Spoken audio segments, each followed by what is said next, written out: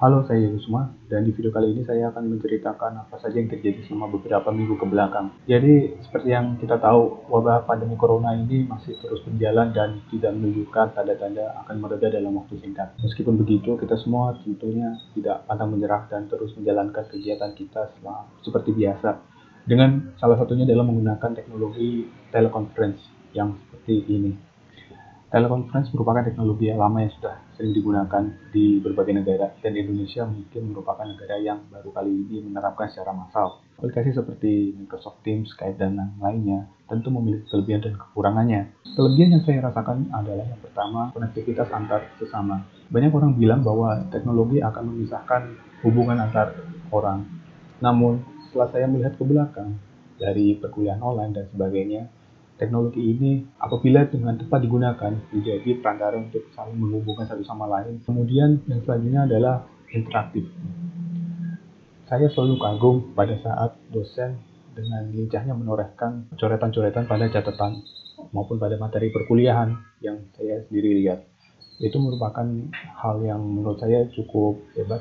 Apalagi ditambah kita juga bisa ikut berpartisipasi dalam deretan tersebut untuk saling menambahkan mungkin apabila ada yang ditanyakan, dan juga bisa menggunakan fitur chat yang apabila orang tidak bisa menggunakan secara lisan, menggunakan mikrofonnya, juga bisa menggunakan hal tersebut. Kemudian yang terakhir adalah yang bagi saya sendiri merupakan suatu kelebihan adalah teknologi untuk mematikan kamera, di mana bagi saya menunjukkan bahwa dalam teknologi ini kan bahwa tidak ada yang berbeda. Semua orang sama, semua orang punya suara. Menurut saya itu suatu hal yang luar biasa, menunjukkan kesetaraan. Namun meskipun begitu, ada satu kelemahan yang menurut saya perlu digarisbawahi, yaitu privasi.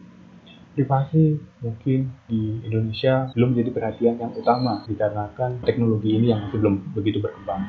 Foto, suara, maupun data yang bersifat pribadi tidak sengaja maupun memang sengaja kita publikasikan yang terpampang pada layar itu bisa disalahgunakan oleh orang-orang yang tidak bertanggung jawab, dan ini sudah menjadi kejadian seperti yang terjadi pada beberapa negara. Di beberapa hari yang lalu terjadi suatu fenomena yang namanya doom bombing, di mana ada orang yang tidak bertanggung jawab yang tiba-tiba masuk dan menyebarkan foto-foto atau video yang tidak pantas untuk dilihat dan mengganggu orang-orang yang berada di situ. Ini merupakan bahaya yang saya cukup harus diwaspadai. Menurut saya yang penting kita semua saling menjaga diri, saling berjaga-jaga, memastikan privasi kita semua terjaga, mulai dari memastikan webcam tertutup, mati atau tidak digunakan, maupun menghindari suara-suara, kebocoran suara yang mungkin bisa disalahgunakan atau disalahartikan.